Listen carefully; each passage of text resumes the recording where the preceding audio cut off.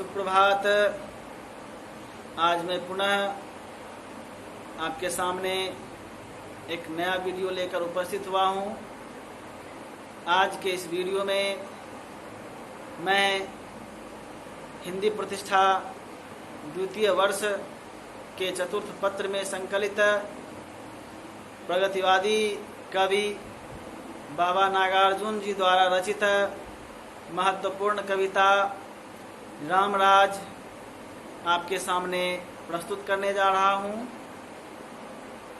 इस कविता में बाबा नागार्जुन ने स्वतंत्र भारत की जो राजनीतिक स्थिति है, जो राजनेताओं की स्थिति है, उसका यथार्थ एवं मार्मिक वर्णन किया है।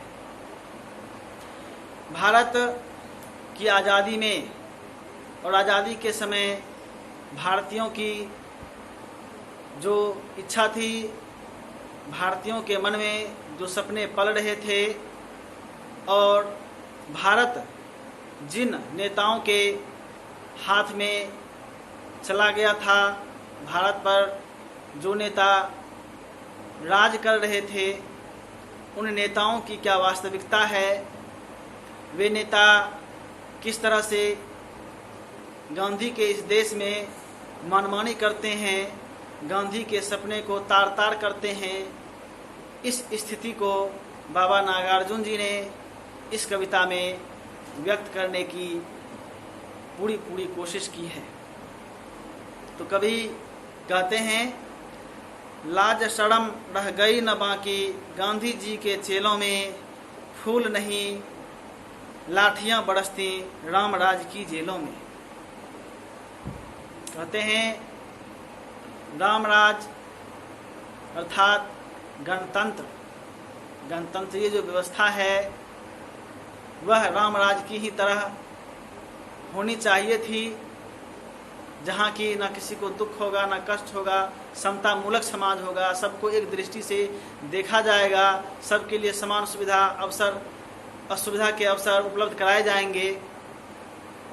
लेकिन गांधी जी के उस देश में, इस गणतंत्रीय रामराज में किस तरह से बिल्कुल विपरीत काम हो रहा है, इसको व्यक्त करते हुए नागार्जुन जी कहते हैं, लाज शर्म रह गई न बाकी, गांधी जी के चेलों में। गांधी जी को जो चेले हैं उनमें लाज शर्म नाम की कोई चीज़ नहीं रह गई है। जिस लाज और शर्म, सत्य और अहिंसा के बल पर गांधी जी ने देश को आज़ाद कराया था और जिस भावी भारत की कल्पना गांधी जी ने की थी, उस भारत को मटियामेट करने के लिए उनके चेले तत्पर हैं, लालायित हैं। इसलिए नागार्जुन जी कहते हैं, लाज शर्म रह गई न बाकी, गांधी जी के चेलों में फूल नहीं, लाठियां बरसती रामराज की जेलों में। रामराज की जो जेल है उसमें अपराधियों पर लाठियां बरस रही हैं। सही आदमी को भी अपराधी बनाकर जेल में ठूंस दिया जा रहा है और उन पर लाठियां बरसाई जा रही हैं।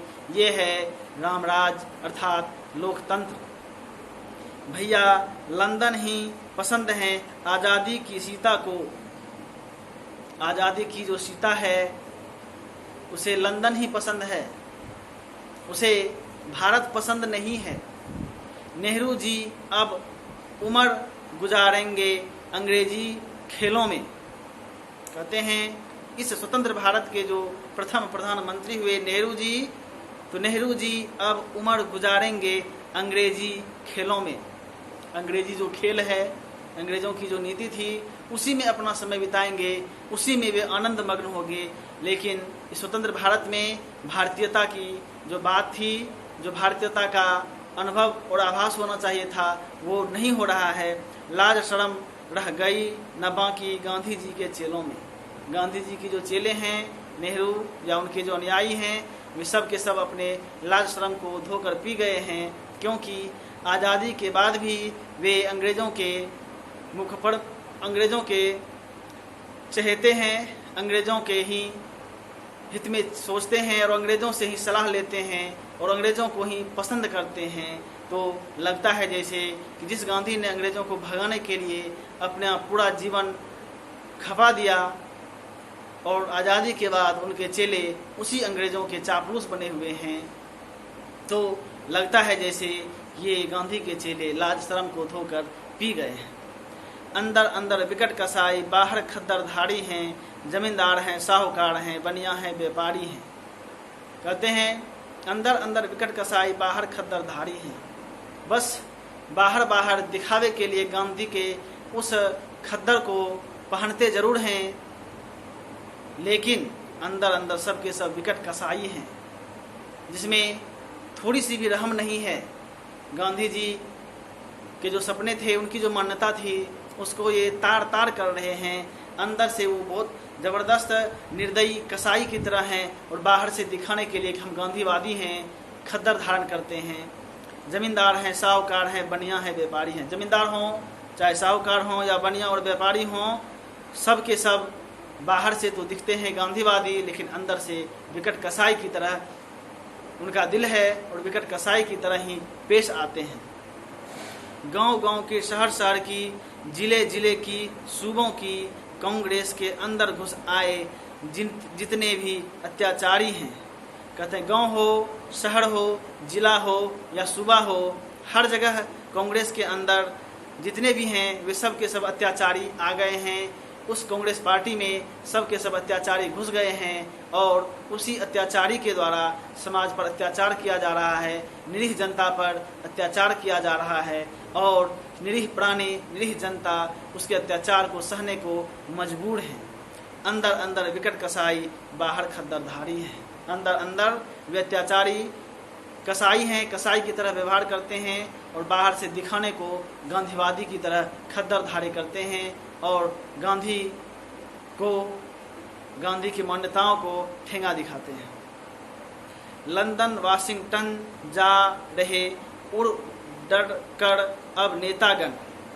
कहते हैं लंदन वाशिंगटन जा रहे उड़ डर कर अब नेतागण, दुनिया भर के बंटवारों से करवाने को गठबंधन। कहते हैं कि जो नेता हैं कांग्रेस के, वे सब के सब लंदन और वाशिंगटन जा रहे हैं जहाज पर उड़ उड़ कर और दुनिया भर के बंटवारों से करवाने को गठबंधन।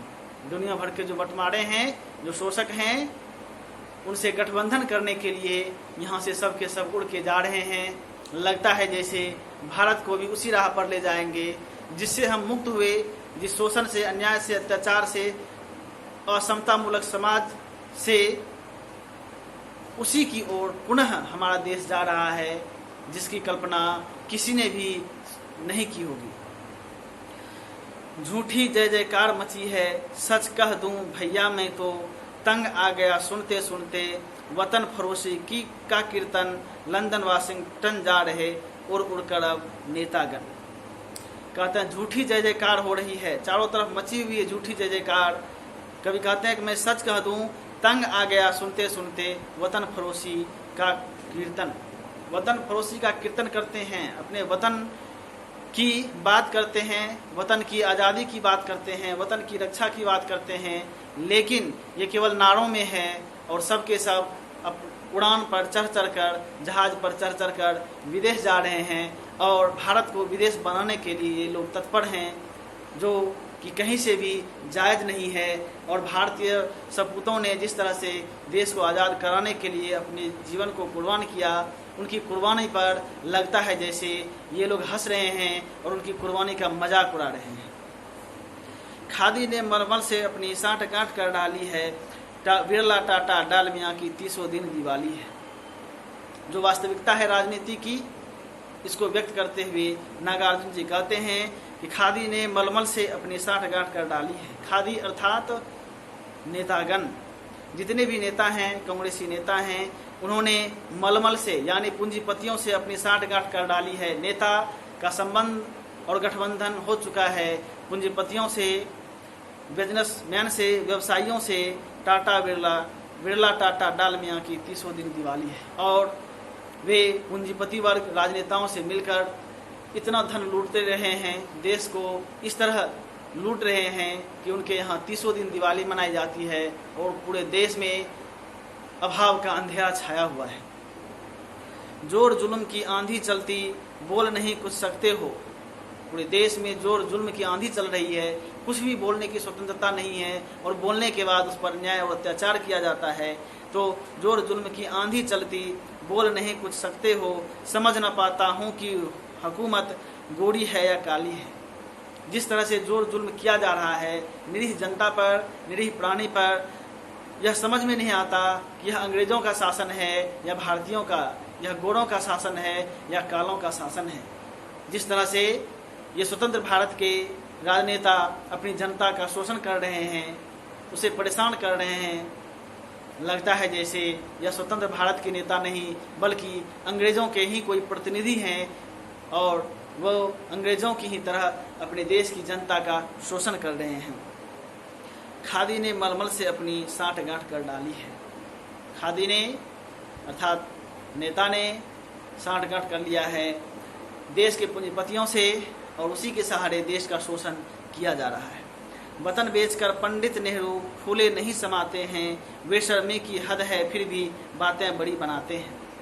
वे वर्तमान समय की राजनीतिक स्थिति की वास्तविकता को व्यक्त करते हुए कहते हैं कि वतन बेचकर पंडित नेहरू फूले नहीं समाते हैं। कह रहे हैं कि पंडित नेहरू ने वतन को लगता है जैसे बेच दिया है विदेशी के हाथों। जिस गुलाम भारत को आज़ाद कराने के लिए लाखों की संख्या में भारतीयों ने अपनी कुर्बानी दी, उनकी उस कुर्बानी के बाद हमारा देश आज़ाद हुआ और आज इस स्वतंत्र भारत को लगता है जैसे नेहरू ने फिर किसी विदेशी के हाथों बेच दिया है और वे उसे बेचकर, इस भारत को बेचकर फूले नहीं समा रहे हैं, यानी अत्यंत खुश हो रहे हैं। बेशर्मी की हद है फिर भी बातें बड़ी बनाते हैं। बेशर्मी की तो हद हो गई है, फिर भी बड़ी बड़ी बात करेंगे। देश को बेचकर भी उनको शर्म नहीं आती और बड़ी बड़ी बातें करते हैं। अंग्रेजी अमरीकी जोंकों की जमात में हैं शामिल, फिर भी बापू की समाधि पर झुक झुक फूल चढ़ाते हैं। वतन बेचकर पंडित नेहरू फूले नहीं समाते हैं। कहते हैं अंग्रेजी और अमेरिकी जो जोंक हैं उसकी जमात में ये नेहरू जी भी शामिल हो चुके हैं और इस तरह उस जोंक में शामिल होकर भी ठीक उसी जोंक की तरह अपने देश का शोषण कर रहे हैं, गरीब जनता का शोषण कर रहे हैं। फिर भी बापू की समाधि पर झुक झुक फूल चढ़ाते हैं, फिर भी गांधी जी की समाधि पर झुक झुक कर फूल चढ़ाते हैं। केवल फूल ही चढ़ाते हैं, उनके सिद्धांतों को अपने व्यवहार में नहीं लाते हैं। और गांधी जी का जो सपना था, उनके जो स्वराज्य की कल्पना थी, राम राज्य की कल्पना थी, वह बिल्कुल उसके विपरीत चल रहे हैं और देश की जनता का शोषण कर रहे हैं। देश को पुनः विदेशियों के हाथों में सौंपने जा रहे हैं या इस भारत को ही विदेशी संस्कृति से आप्लावित करने जा रहे हैं। हिंद आजकल अमेरिका से बंदूकें मंगवाता है, ट्रू मैन ही मानो इस धरती का भाग्य विधाता है। कह रहे हैं जो अहिंसा और सत्य और अहिंसा का देश था, सत्य और अहिंसा के बल पर जिस देश ने अंग्रेजों को भगाया था, अंग्रेजों से आज़ादी की प्राप्ति की थी, वही देश आज अमेरिका से बंदूकें मंगवा रहा है। अहिंसा का पुजारी यह देश आज अमेरिका से बंदूक खरीदकर अपने को ताकतवर बनाने की कोशिश कर रहा है, यानी हिंसा मूलक समाज की स्थापना कर रहा है। ट्रू मैन ही मानो इस धरती का भाग्य विधाता है। वो जो ट्रू मैन है, लगता है वह इस धरती का भाग्य विधाता है, उसी के हाथों सब कुछ। पूछो जाकर बतलाएंगे तेलंगाना के मजलूम रामराज से कुंभकर्ण का रावण का क्या नाता है। रामराज में उस कुंभकर्ण का क्या नाता है, इस रामराज से कुंभकर्ण का रावण का क्या नाता है। कुंभकर्ण रावण का जो शोषक रहा है, उसका इस रामराज से क्या नाता है। ये रामराज के प्रतिनिधि क्यों उस कुंभकर्ण और रावण के साथ जाते हैं, उनसे मंत्रणा करते हैं। क्या वे इस रामराज को रावण राज बनाना चाहते हैं। हिंद आजकल अमेरिका से बंदूकें मंगवाता है। तो अमेरिका और जो इंग्लैंड है उसकी तुलना कवि ने कुंभकर्ण और रावण से की है, जो शोषक का प्रतीक है, अत्याचार और अन्याय का प्रतीक है। तो रामराज का उससे क्या नाता है, क्यों रामराज जाता है, रामराज के प्रतिनिधि जाते हैं उन अत्याचारियों अन्यायों के पास। क्या यहाँ भी इस देश में भी अन्याय और अत्याचार का माहौल उत्पन्न करना है, ये प्रश्न है कवि का। रामराज में अब की रावण नंगा होकर नाचा है, सूरत शकल वही है भैया, बदला केवल ढांचा है। और कवि कहते हैं राम राज में अब की रावण नंगा होकर नाचा है। राम राज कहने के लिए है, हम स्वतंत्र हो गए हैं, पूरी व्यवस्था प्रजातांत्रिक हो गई है, गणतांत्रिक हो गई है, लेकिन वास्तविकता इससे बिल्कुल विपरीत है। इस राम राज में भी रावण ही नंगा होकर नाचा है। सूरत शकल वही है भैया, बदला केवल ढांचा है। बस केवल ढांचा बदला है, कुर्सी वही है, केवल लोग बदल गए हैं, और लोग भी वैसे ही हैं जैसे कि पूर्व के थे। यानी जो हम देश की सत्ता है वह पहले अंग्रेजों के हाथ में थी, जो शोषण और अत्याचार पर आधारित थी, और आज जो शासक हैं हमारे स्वतंत्र भारत के, वे भी शोषक हैं, शोषण करते हैं और देश की जनता को निरीह प्राणी की तरह बनाकर उसका गला घोंटने को लालायित हैं। तो राम राज में अब की रावण नंगा होकर नाचा है। सूरत शकल वही है भैया, बदला केवल ढांचा। बस केवल ढांचा बदल गया है और सब कुछ वैसा ही है। साधारण जनता के हित में कुछ भी नहीं है। नेताओं की नीयत बदली, फिर तो अपने ही हाथों भारत माता के गालों पर कसकर बड़ा तमाचा है। कहते हैं जो नेता आज़ादी के पूर्व देश की आज़ादी के लिए पूरे देश के एक एक नागरिक को एकत्रित किया था, जिन्होंने जो एक एक जनता को बलिदान की सीख दिलाते थे, आज उनकी नीयत बदल गई है और फिर तो अपने ही हाथों भारत माता के गालों पर कसकर पड़ा तमाचा है। और लगता है जैसे भारत माता के गालों पर कसकर तमाचा पड़ा है, और इस तमाचे से भारत विचलित हो चुका है, भारत की जनता विचलित हो चुकी है। और जिस नेता के भरोसे वह उछल रही थी, कूद रही थी कि हमारा देश अपना होगा, हमारे देश की सारी व्यवस्था अपनी होगी, सबके लिए समान अवसर होंगे, सबके लिए समान सुविधाएं उपलब्ध होंगी, आज उनके सपने चूर चूर हो गए हैं। लगता है जैसे उन्हें ठगा गया है और उनके गाल पर तमाचा लगे। रामराज में अब की रावण नंगा होकर नाचा है। नींद न आती प्रभु पटेल को, मन में भारी हलचल है, बागी भूखों के गुस्से से खोल रहा गंगा जल है। कहते हैं नींद न आती प्रभु पटेल को, मन में भारी हलचल है। जो पटेल हैं, सरदार पटेल, उन्हें नींद नहीं आ रही है देश की वर्तमान स्थिति को देखकर, लेकिन करें तो बेचारे क्या करें। बागी भूखों के गुस्से से खोल रहा गंगा जल है। जो ये बागी हैं, भूखे हैं, इनके गुस्से से खोल रहा है गंगा जल। चीन समूचा लाल हो गया, अब है भारत की बारी। कह रहे हैं चीन जो है वह लाल हो चुका है।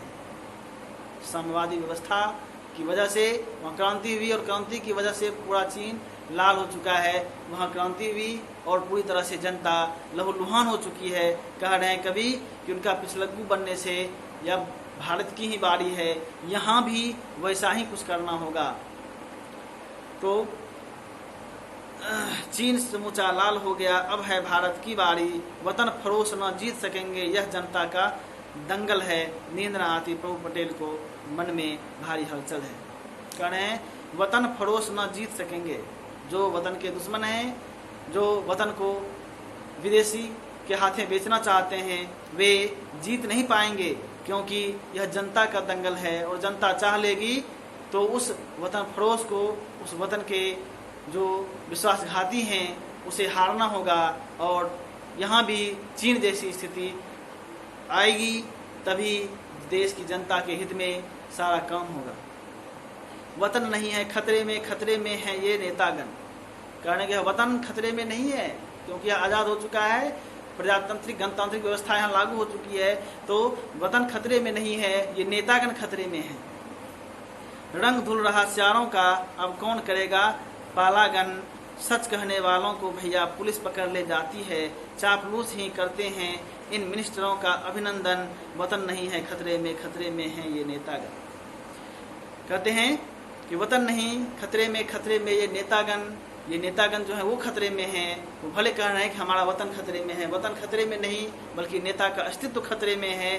जो सियार का रंग है, जो ऊपर से दिखाता है कि हम बहुत ईमानदार हैं, कर्मठ हैं, वो उसका रंग जो है अब धुल रहा है, उसकी वास्तविकता सामने आ रही है। सच कहने वालों को भैया पुलिस पकड़ ले जाती है। जो सच कहते हैं, सत्य बोलते हैं, जो वास्तविकता है, जनता के हित की बात करता है, उसे पुलिस पकड़ कर ले जाती है और उसे ठूंस दिया जाता है जेलों में। चापलूस ही करते हैं इन मिनिस्टरों का अभिनंदन। और ये जो मिनिस्टर हैं, जो राजनेता हैं, इसका अभिनंदन वो चापलूस लोग ही करते हैं और चापलूसी कर करके अपना काम निकालते हैं और देश की जनता को ठगते हैं। गांधी जी के कस्में खा खा कौन किसे ठग सकता है, ठंडा चूल्हा फूटी हांडी नहीं कहीं कुछ पकता है।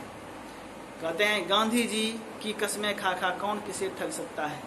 गांधी जी की कसम खा खा कर कौन किसे ठग सकता है। यहाँ तो राजनेता गांधी जी की कसम खा कर भी ठग रहे हैं देश की जनता को। ठंडा चूल्हा फूटी हांडी नहीं कहीं कुछ पकता है। और देश की स्थिति क्या है, तो कहीं चूल्हा ठंडा पड़ा हुआ है और कहीं फूटी हुई हांडी है, कहीं कुछ नहीं पक रहा है। मतलब देश अकाल से गुजर रहा है, पूरी तरह से अकाल छाई हुई है, जनता अभाव में जीने को मजबूर है और उधर वे पकवान पर पकवान खा रहे हैं, देश को लूट रहे हैं, मौज मस्ती कर रहे हैं। दिल्ली, लखनऊ, कलकत्ते से चिकनी चुपड़ी बोली में रेडियो वाला शाम सवेरे जाने क्या क्या बकता है। गांधी जी के कसमें खा खा कौन किसे ठग सकता है।